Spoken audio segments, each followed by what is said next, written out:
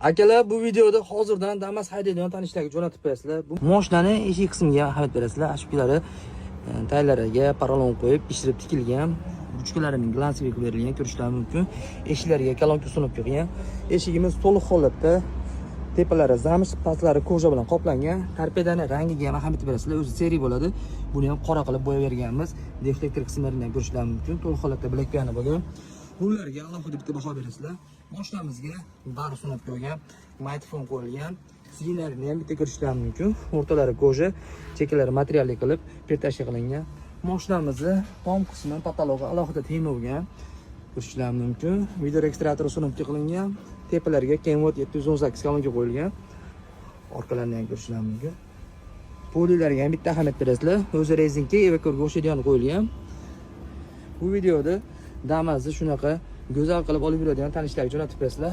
Buni salonlari ham asfishina bo'lgan.